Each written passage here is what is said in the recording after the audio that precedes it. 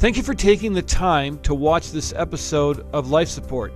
If you enjoy the content, we would ask that you like it, hit subscribe, and share it with your friends. Hey, so glad you're with us on Life Support. And what we do on this show, this podcast, is we tell stories because we believe that many times Jesus introduces himself in trauma, in difficult circumstances of life. And we want you to be introduced to him in that way as well. And we've got a story today that I think you're going to be intrigued by. It's a hard story. But again, I believe that you'll walk away knowing more about who Jesus is and who God is after this talk. And so Josh Bogaczyk is my guest. And Josh, thanks so much for being here. Yeah, absolutely. Thanks for the opportunity. Now, you are a churchman, kind of like me. Yeah. Up in a town called Princeton here in Minnesota. Correct. Yeah. And what do you do there? My wife and I actually just got the opportunity to take over the young adults ministry at New Life Church in Princeton. So we're grateful for that opportunity, and there's a lot of young adults that need that community and that sense of belonging. And my wife and I, with the help of Jesus, really hope that we can create that culture and atmosphere there. Good for you. Yeah, very important. All right, so your story is a difficult one, but why don't you just start at the beginning and kind of wherever you want to begin. Yeah. Tell us about it. Yeah, for sure. Well, so I'm a 28-year-old Minnesotan from Lakeville, Minnesota, born and raised, and had a pretty normal childhood growing up, and didn't grow up in the church, so I never really had that background.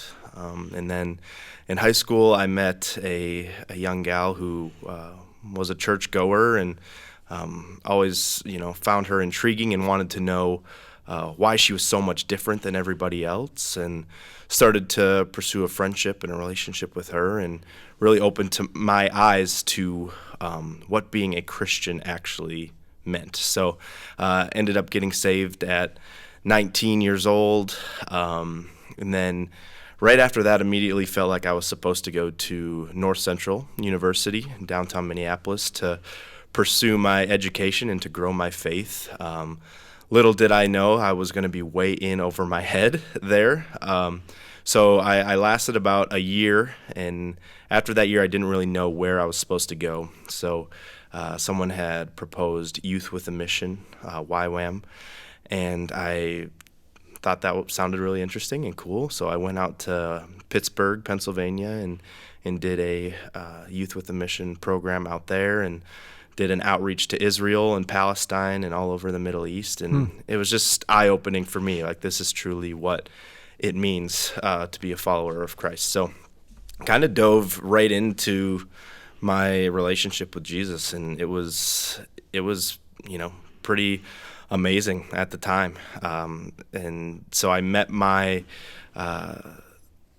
met a girl at North Central. Her name is Mallory, and I always found her interesting. I was like, wow, she's, this happy person that, I really loved being around.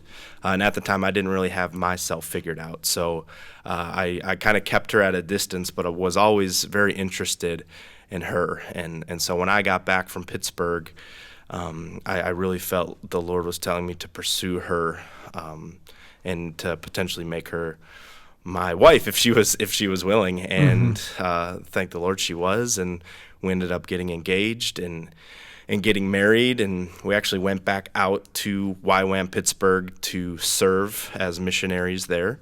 So we were there for 2 years, and after our 2 years was up, we had found out that Mallory actually was expecting. And we always wanted to move back to Minnesota because that's where our church family was and our friends, and we really felt like that's where home was. So we moved back to Minnesota in August of 2019, and we're just really excited, welcoming a new baby into the world, and it was just this amazing opportunity to share that with our family and friends. And then one day in October, I went to work. I was working as a para-professional at Fridley Middle School here in Minnesota, and I got a call from a friend. Mallory had gone over to a friend's house to help them move. And I got a call from that friend while I was working. And they said that Mallory had been in an accident. And she was okay, but I needed to get to the hospital, Hennepin County Medical Center in downtown Minneapolis, so I could be with her. So I told my coworkers, and they said, yep, absolutely go.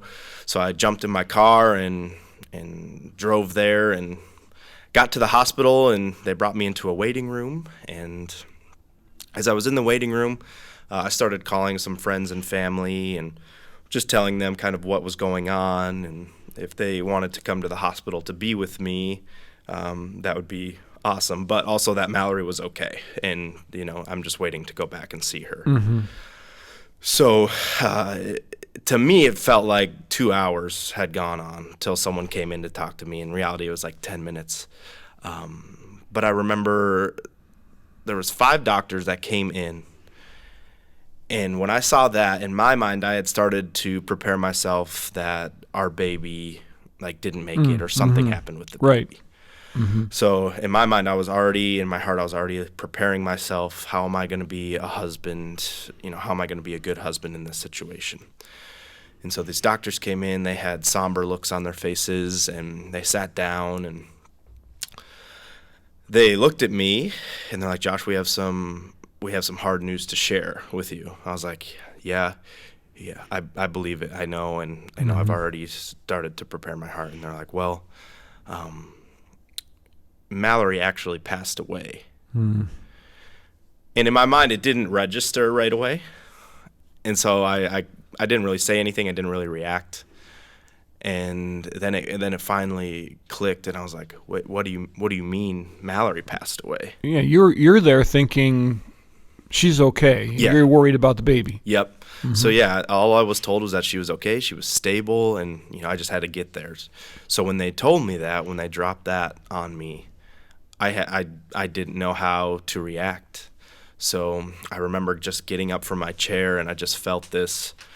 I'm not a very I'm an emotional person, but I'm not an angry person by any means. But I felt this anger that I had never really felt before kind of rush through my body.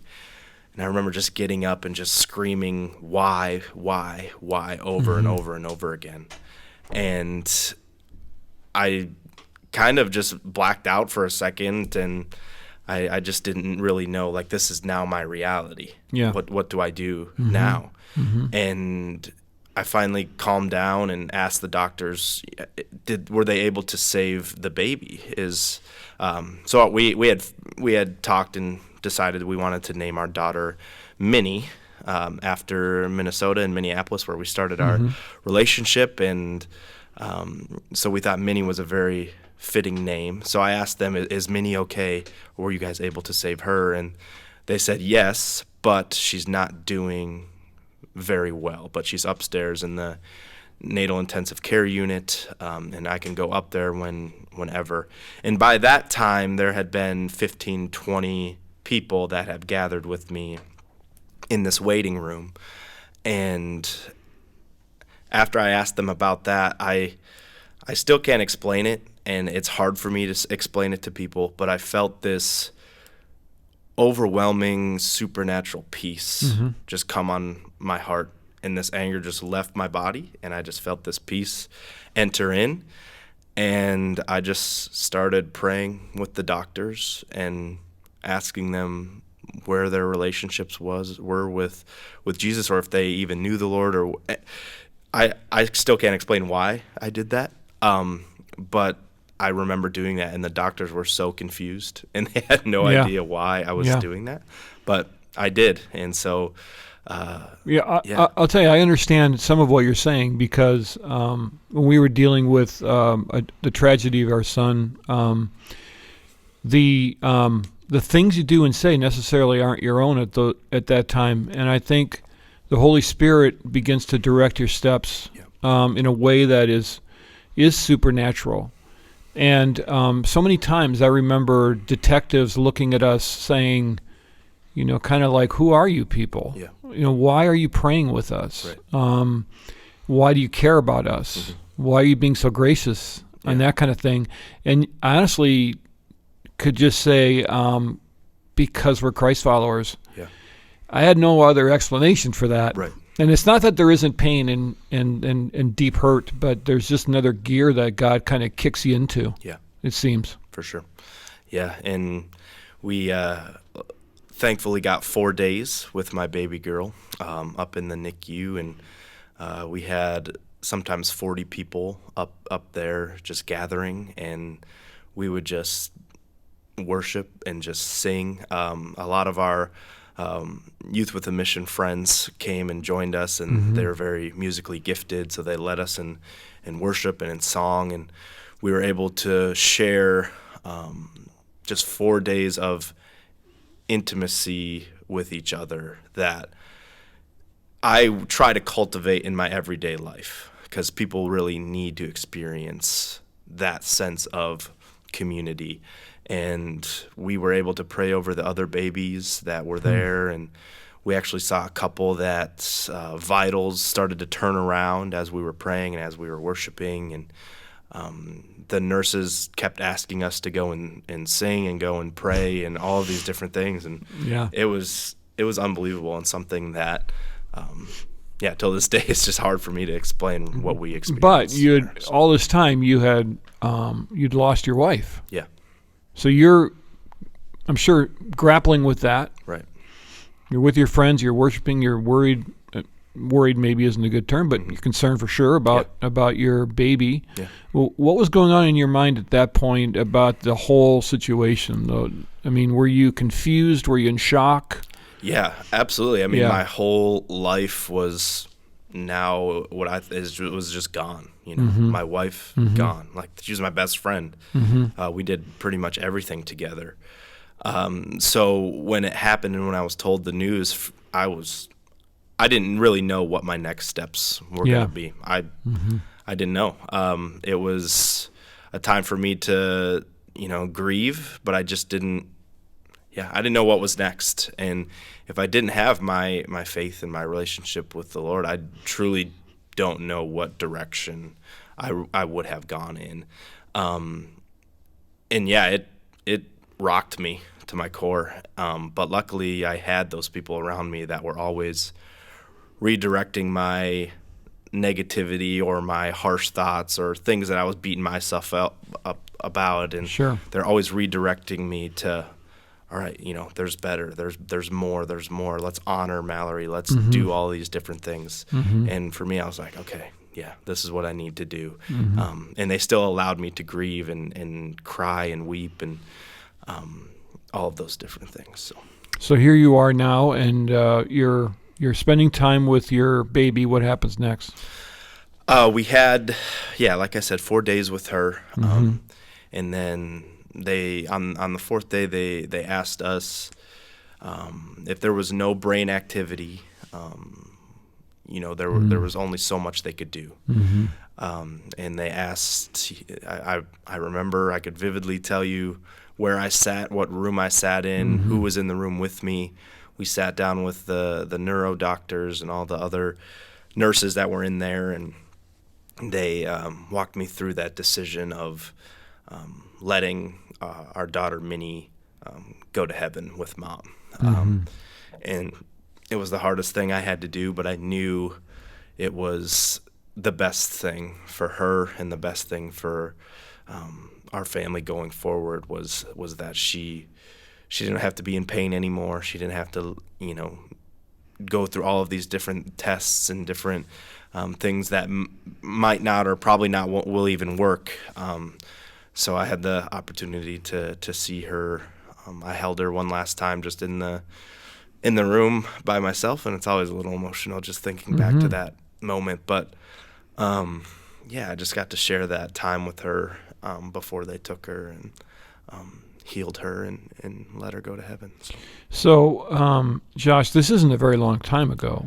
I mean, You're talking 3 years ago or so. Yep. And the fact that you can even talk about it without getting emotional would be weird. I mean, but so now you've you've had to make this terrible decision that you never dreamed you'd have to be making. Right. You've lost your wife. How did you then take the next steps forward? Yeah, I sought counseling and wise counsel because I didn't know what was next for me. My whole life is now gone. Now you're alone all of a sudden. Alone. I didn't have a wife. I didn't have my daughter. I didn't have, in my mind, I didn't have anything. But like I had just said about all my friends that were around me and my family, they always continued, and still to this day will always ask me how I'm doing and will always encourage me in different ways. And I remember a pastor of mine at the time referred me to counseling and referred me to just, grief and how to handle it and all these different things. And for me, the counseling that I went through was unbelievable and opened my eyes to what could be next for me in my life, and that life doesn't just stop here, but you get this opportunity now to honor and bring this, share your wife and your daughter's story with thousands of people. And I'm not going to say there were days where I didn't want to do that. I just wanted to lay in bed and woe is me and cry and all those different things, but I knew I had to honor them, and I knew that I had to get up and continue to live my life because that's what I needed to do. So I took some time and went to Pittsburgh and spent some time with my friends and family out there, and they prayed over me and just allowed me to grieve in my own time, and that was amazing. And then we also had a lot of connections with YWAM Boston as well. I was out there for a little while, so I went over there and was able to grieve with them and just be with them for a while, and that just really, started the whole healing process for me. What were you learning about Christ during this, period right after this all happened? Yeah, so the song "Goodness of God" by Bethel was kind of the one that came out at the time, and it was a big one. And as Christians, we always hear this term that God is good, right? Yeah. And it's like, yeah, of course, he's good. He's God. Absolutely. But in that moment when, in that time where I didn't really know what was next for me in my life, I really felt the Lord was telling me that he is good. I'm good. I'm here. I'm good. I'm not going anywhere. And for me, that was like, oh my, yeah, yes, absolutely. He is good. And he's going to be good. God didn't take my wife away from me.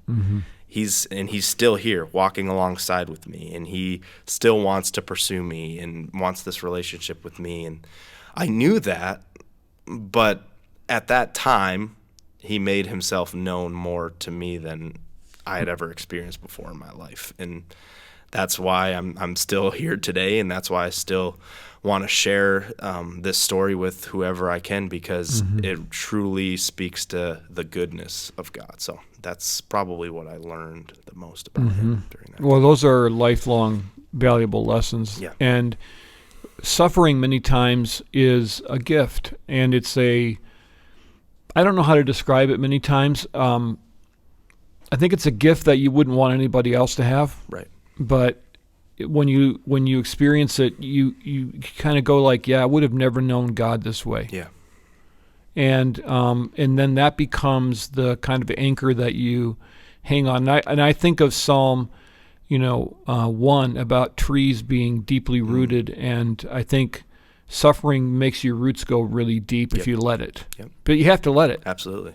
Yeah. You have to say to God, like, okay, I'm gonna go down that road with you. Yeah.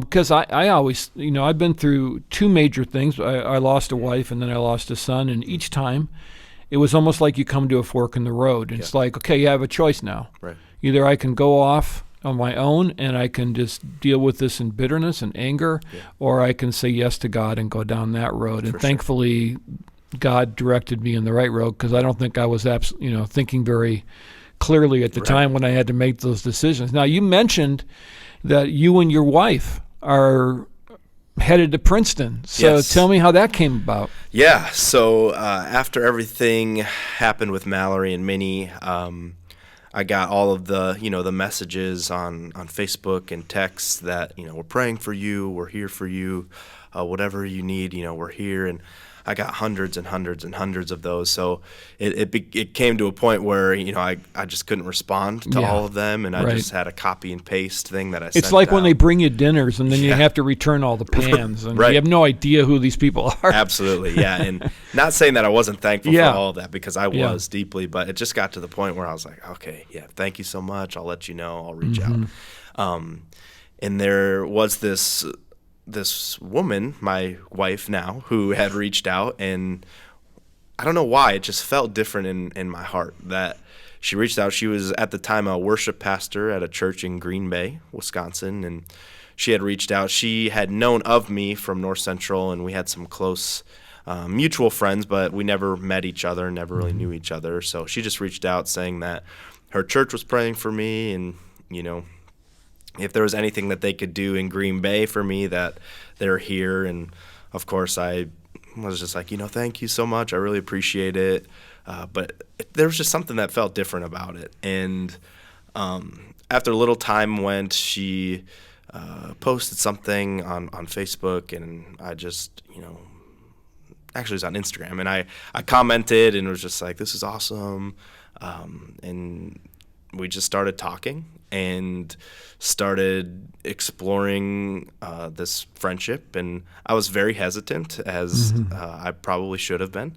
I was just I didn't know, as I was married, and it was just a different thing. I had to get back. Am I ready for this? Am I not? Do I even like this person, or is she giving me this attention and I like it because I long for that? Those are all good questions to ask. Yeah. And so I started pursuing this relationship with Amanda, and I, again, just sought counsel. I texted a lot of my friends, my pastoral team at the church I was going to at the time.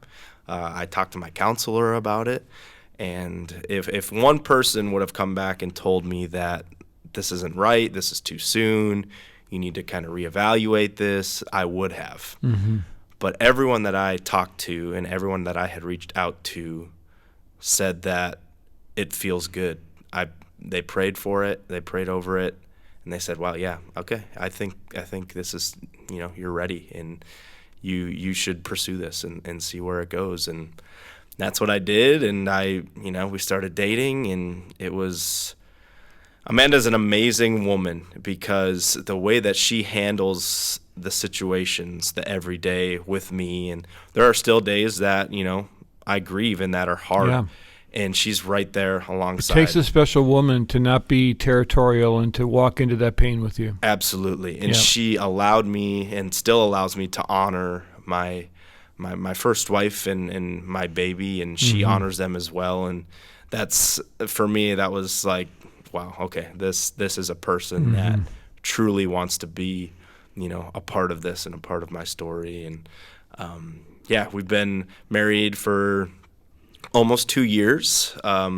We had a beautiful daughter, Eleanor. She's a year old now, and she's the light of our world, and she's just a little spitfire, and just super funny. And we just love her. And so. Well, congratulations on the marriage, on your child, and on a new job. Absolutely. And God is shining on you. We're going to have you back, and I want to explore a little more. But thanks for telling your story. I know it's not easy. Yeah, thank you. Appreciate it very much. Yeah.